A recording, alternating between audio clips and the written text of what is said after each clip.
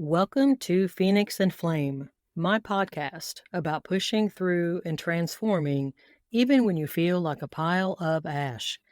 I'm Dana Skaggs, a psychotherapist known as the Queen of Boundaries. If you are new to Phoenix and Flame, please subscribe so you will be notified of new episodes. Visit Dana Skaggs, DanaSkaggs.com for a free quiz to discover how boundaries are impacting your life. This podcast is not intended as psychotherapy. If you are in crisis, please call 911 or contact your local crisis hotline.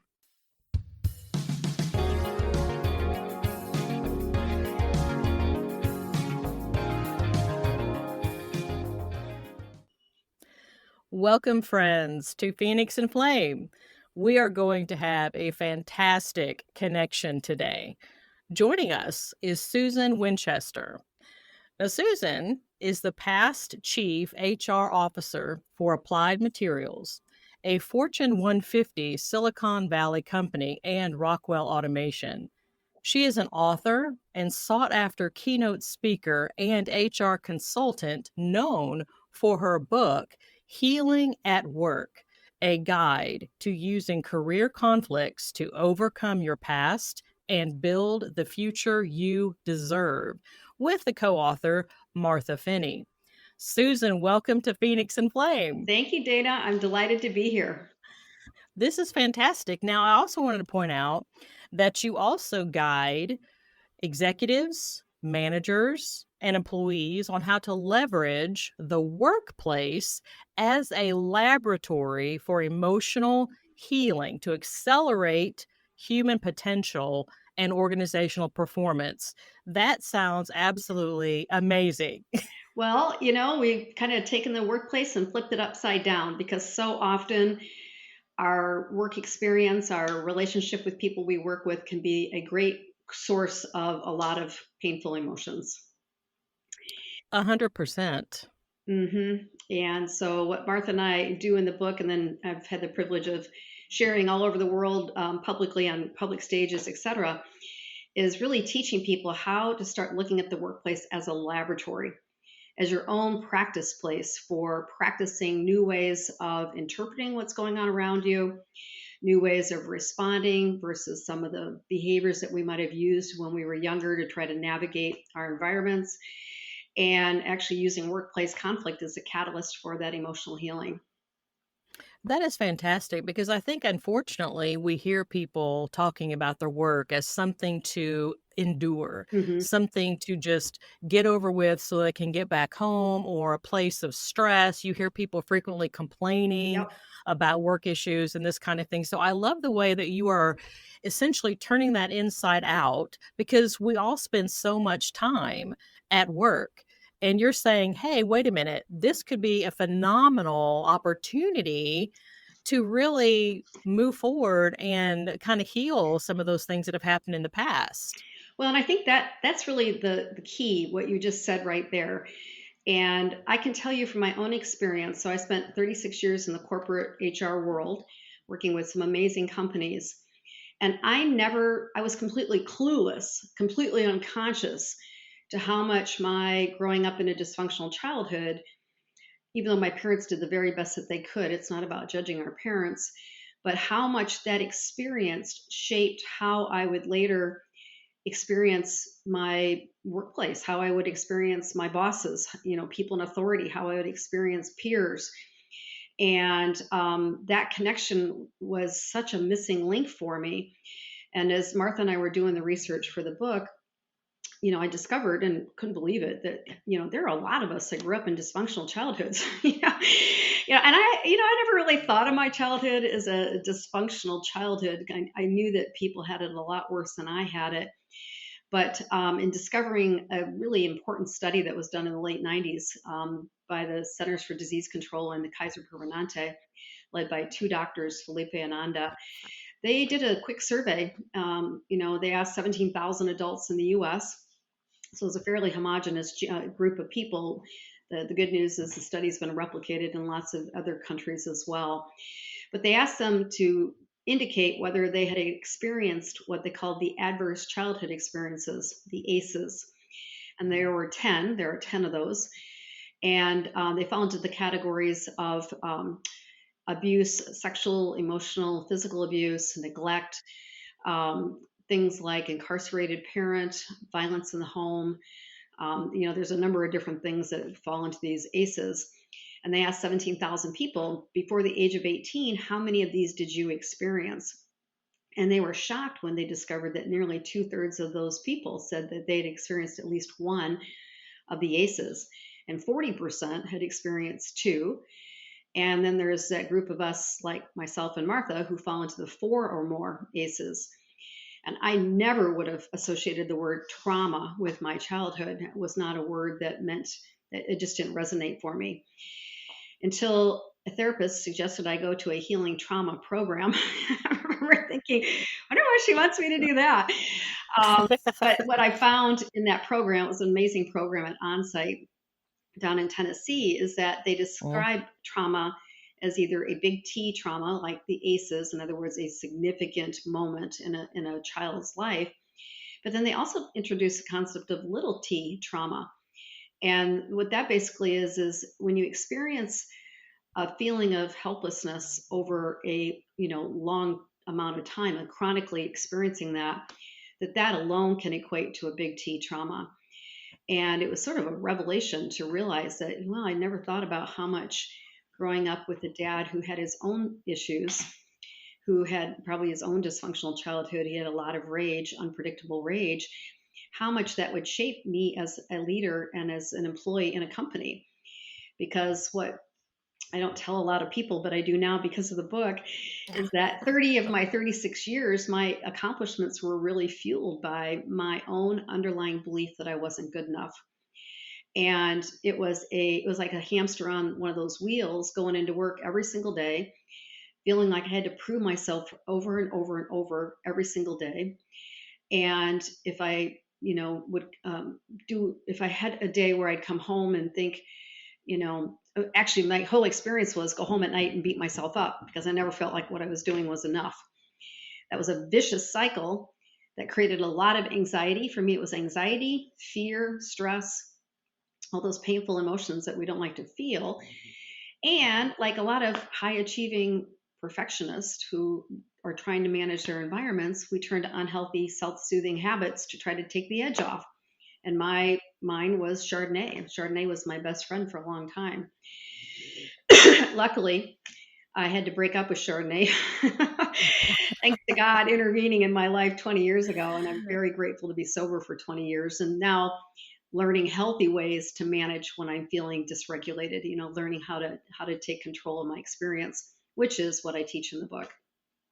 You've brought up several things already that I think are just amazing, thought provoking topics. For example, it's not unusual that people will say, because I've heard this as well, they feel like since someone else had it worse, that they don't really have a right. They feel guilty feeling that they were somehow traumatized or to define themselves as traumatized, and so they just keep forging on, ignoring Yep. what they went through, ignoring the subsequent narratives that were created in their mind because of what they went through. We can all find somebody else who went through something worse. So does that mean that none of us have the right to address what happened to us? That doesn't make any sense. And so I'm glad that you brought that particular, that topic up. And I love the way the terminology that you've used, the adult survivor of the damaged past. Hmm.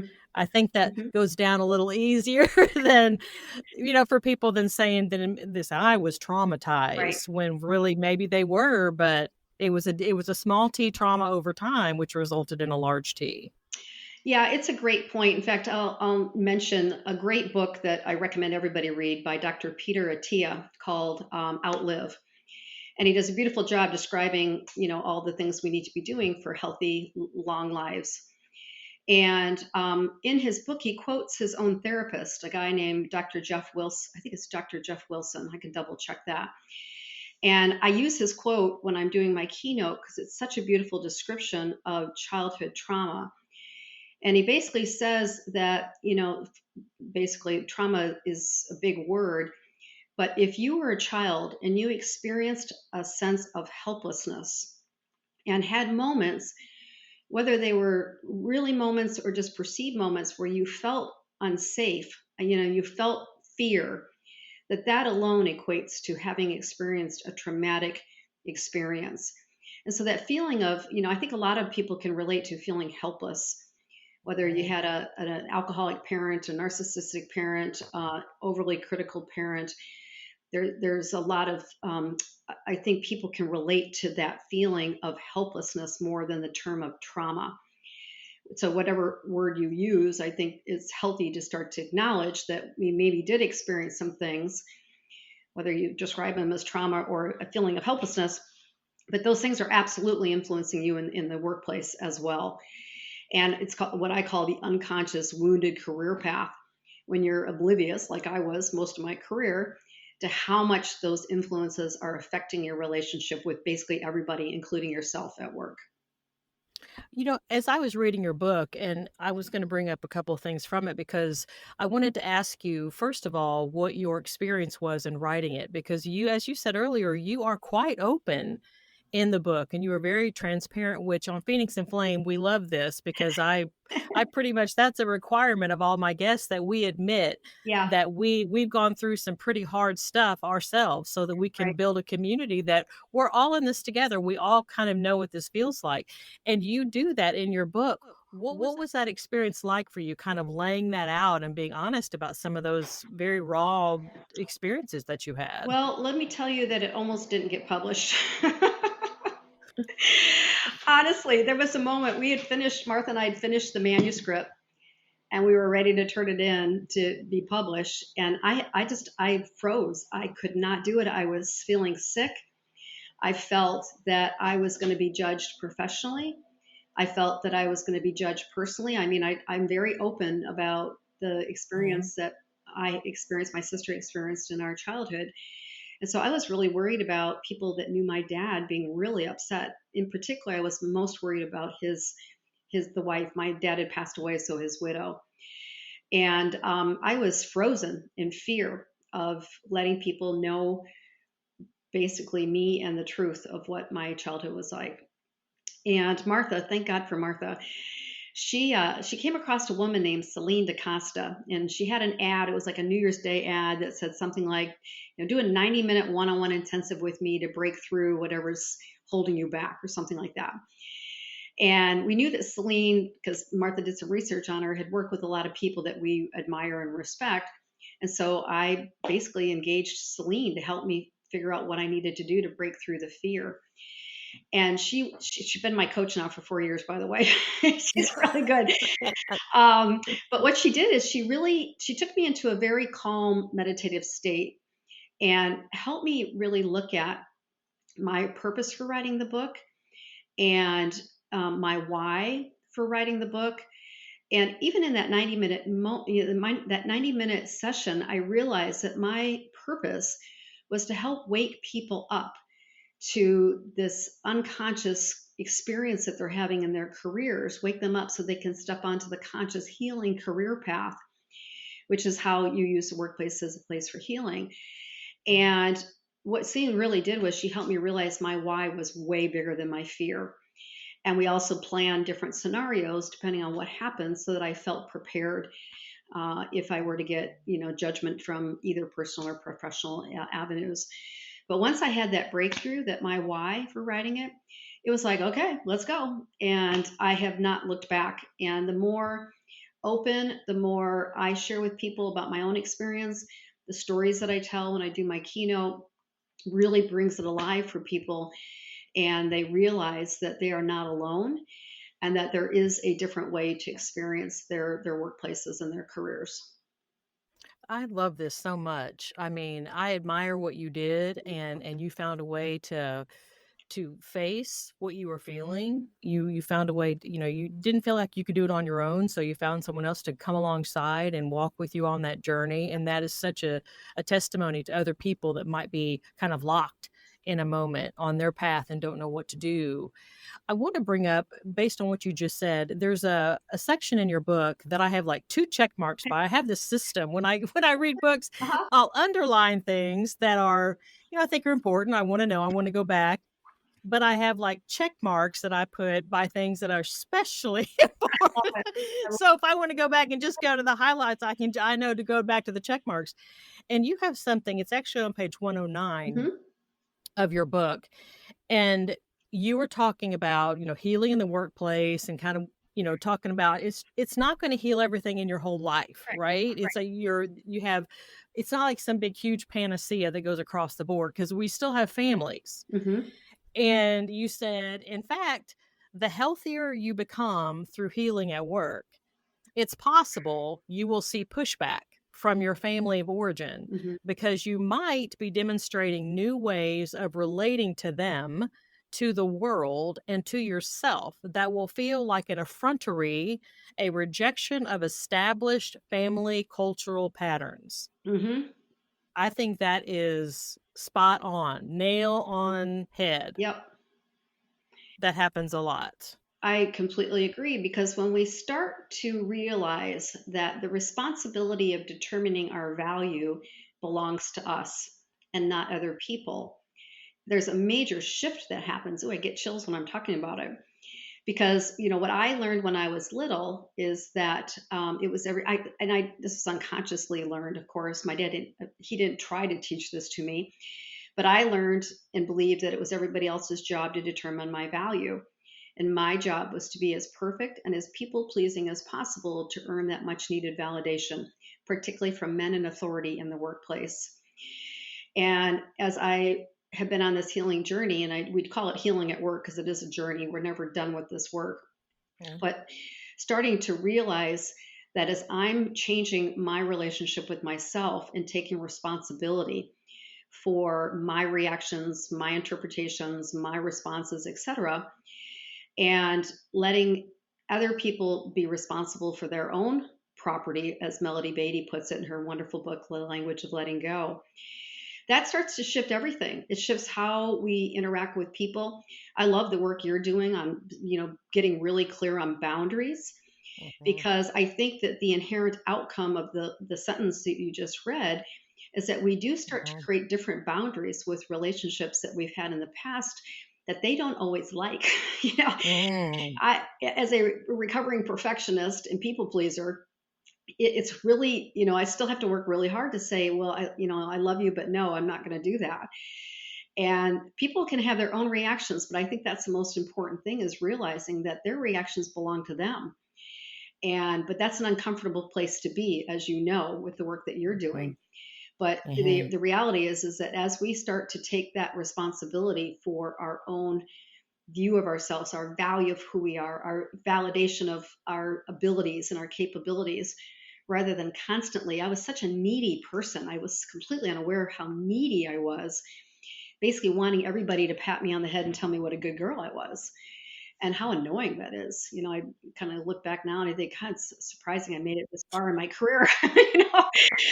But people pleasing and perfectionism is highly rewarded in the workplace, and so learning new ways of interacting with others and getting comfortable with other people being unhappy with you is part of the work. That's part of the work. Yes. And you know what we do, Susan, you and I, it weaves intertwines so much. It does.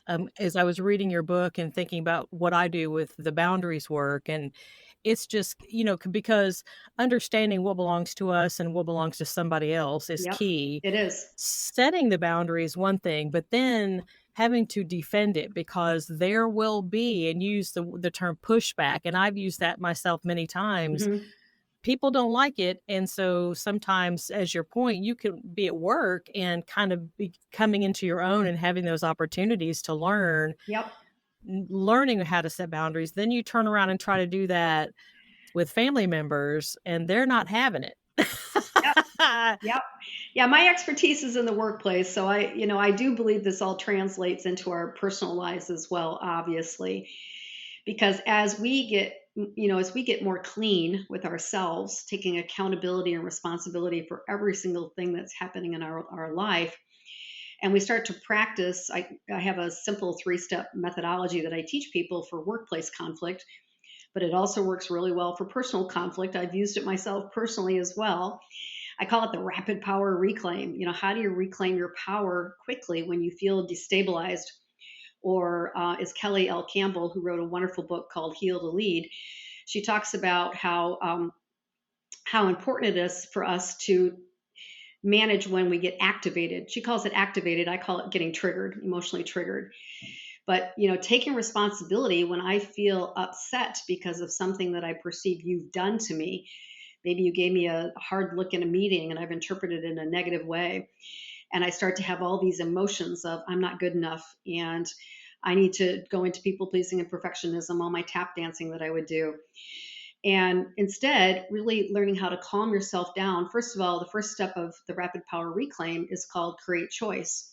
When we have that emotional charge going on in our bodies, we can't create choice because we're stuck in our reptilian brain, that fight, flight, or freeze place. And so to create choice, you got to let that emotion out of your body, screaming into a pillow, beating something, a pillow really hard, but using sound, movement, and breath just to move it out of you.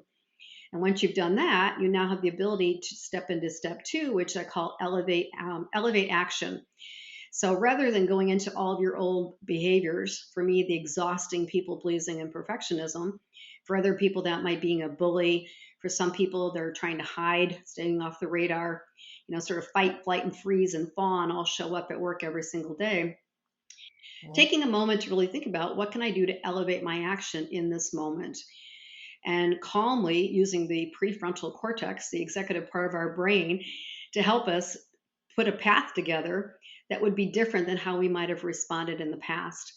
And then the final step is, once we've done those first 2 steps, the third step is celebrate and integrate.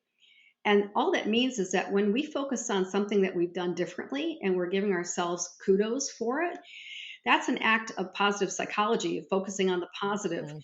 which actually improves the quality of your life and reduces depression. And leveraging the science of neuroplasticity, that ability to rewire the networks in our brain, when we celebrate something, it's starting to tell our brain that we can do things differently going forward.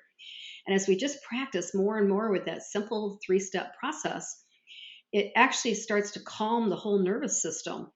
When I get emotionally charged because of something you say to me in a meeting, I had one colleague one time who was saying negative things about me behind my back, which was very triggering. I was worried that I was going to get judged for whatever she was claiming I wasn't doing well. And my elevate action with her, first I had to discharge the emotion because I was really mad. But then actually, I decided I'm going to set up lunch with her and ask her what she's concerned about and have her talk to me directly about it. And I did that, and she nearly fell out of the chair when I said, I understand you have concerns about me, and I'd love to understand them. People have come to me sharing that you've been talking about this. Well, she was so befuddled by the fact that I just laid it on the table. She said she denied it, and she never did it again. And then that Mm. celebrating, when we do that, sometimes it's as simple as one time I was celebrating something. I went and had an ice cream cone, and it just was such a No. pleasurable experience because I don't do that very often. But I'll never forget that moment. I was sitting outdoors. I had this ice cream. It was a beautiful sunny day. I could hear the birds singing. And that act of rewiring my neural pathways so that I start to heal, that's exactly why the workplace is such a great place, because there's conflict all the time. I love that. You give such very practical examples. And I love when you were talking about calming down, because people may or may not realize that when we get activated, we get triggered, Yep. we lose access to our prefrontal cortex. Yep.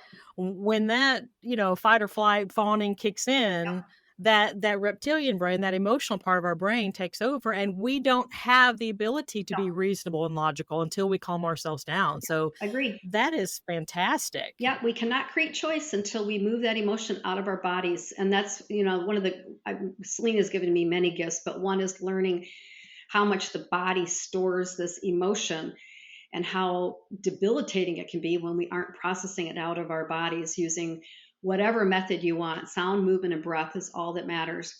I like sound and movement. In fact, one time I was doing my create choice getting the emotion out of my body. And I started doing somersaults on the floor singing. You know, that was crazy.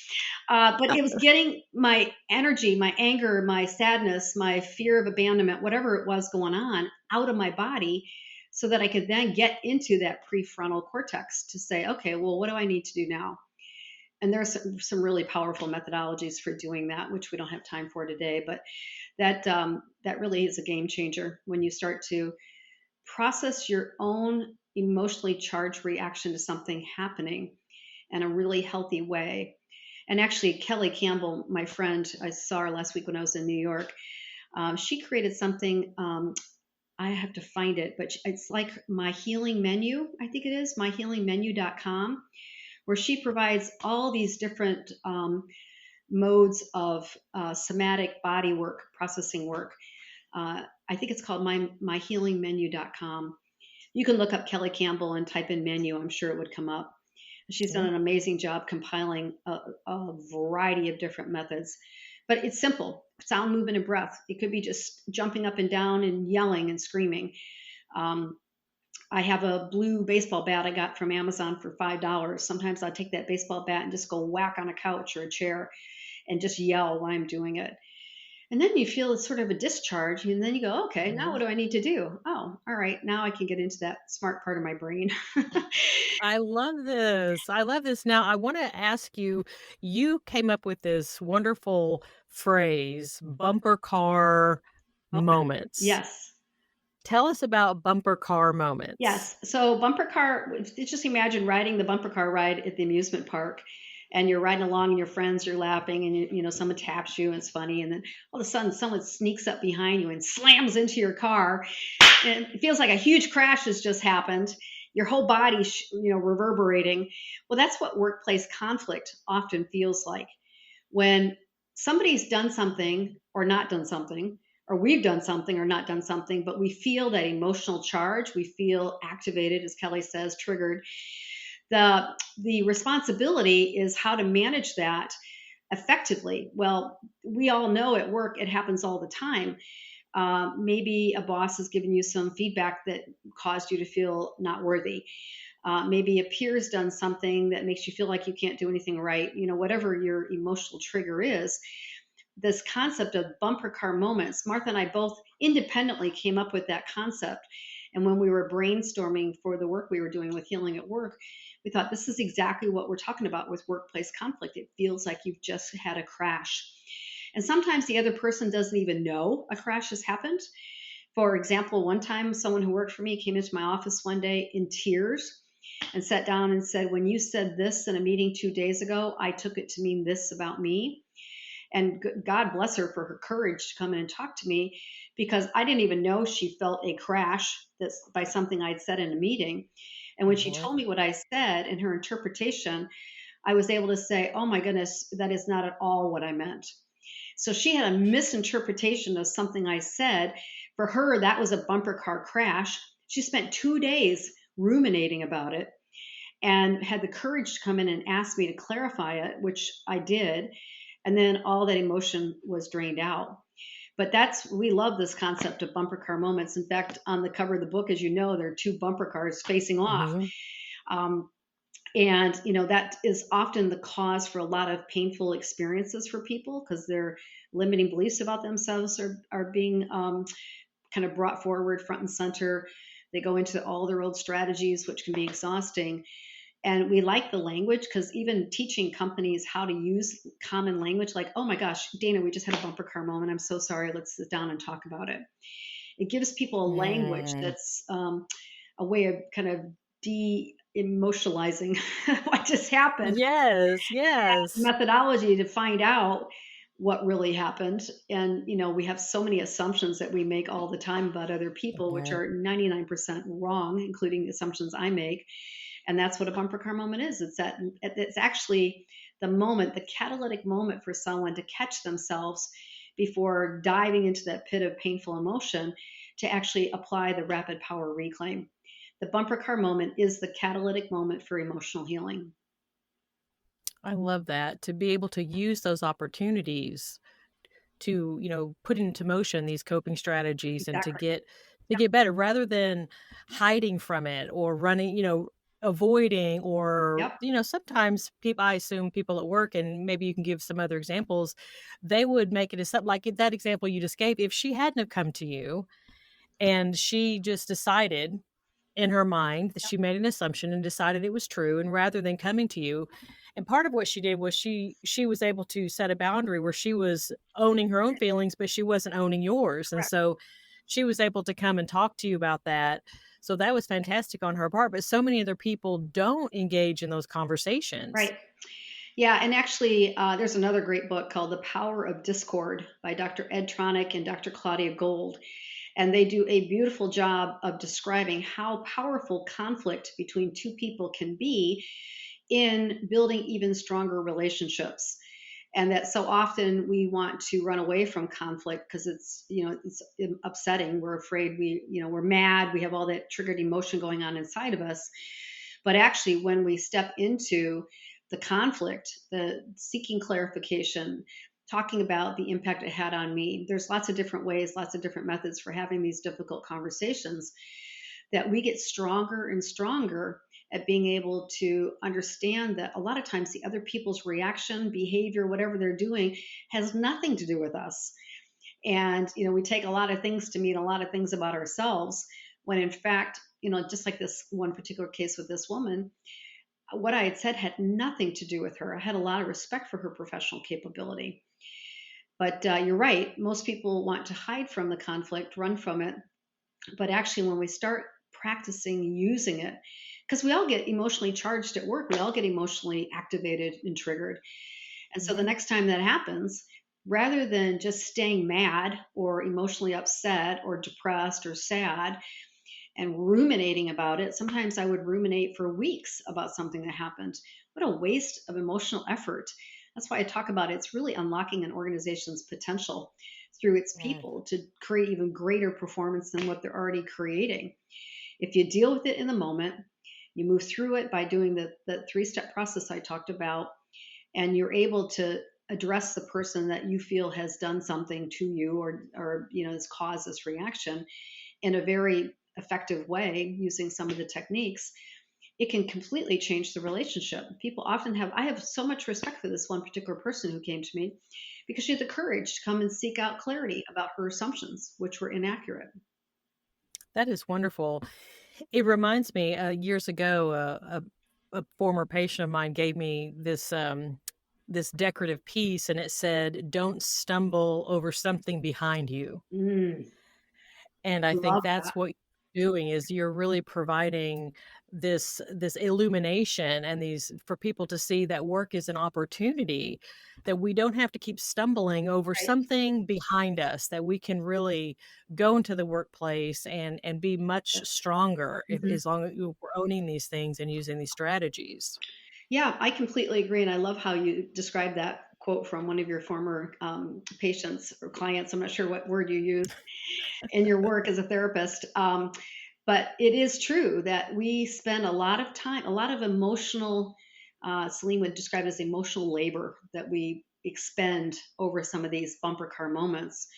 When in fact, if we could just put ourselves through that three-step process, get the energy out of you, get the emotion out of you, that create choice, elevate your action, and then celebrate and integrate it. The more you do that, the more confident you become in realizing that most of what's going on around us at work actually doesn't often have a lot to do with us. I love that. I love that. Susan, I feel like we could probably talk for hours, I but I know I have to know. limit my interviews to about 30 minutes or so, but oh my goodness, I might have you back on and we can talk about Sure. some other things if you have more time.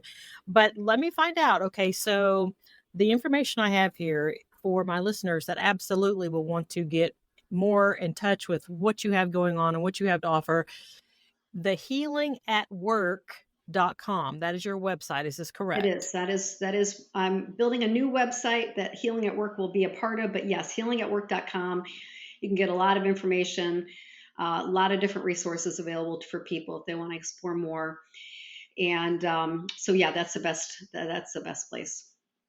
Great, and you do have a 5-minute quiz to find out what's hurting if somebody's concerned about what's hurting my career growth, then they can go to that healingatwork.com and just take a 5-minute quiz and kinda get some answers there. Yeah, that's actually a quiz that I built a number of years ago, but I have a new quiz and I'll make sure I get the QR code for you because what I do in the new quiz, it's really an updated, more streamlined, it's much shorter than my original quiz. It's really all about understanding really the root causes of your workplace stress tied to what the childhood experiences basically. You think about what's the greatest source of my workplace stress from my childhood, that's what I really get into. So we will get you. Fabulous. We just literally just launched it last week. It's brand new. This is awesome.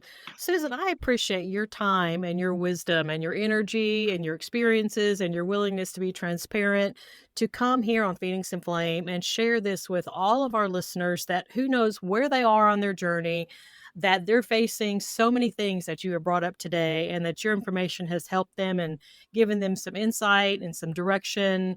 Thank you very, very much. You are very, very welcome, and I just love knowing you. And you and I are doing work that's very complimentary, and it's just a pleasure and privilege to be on your podcast today. Thank you.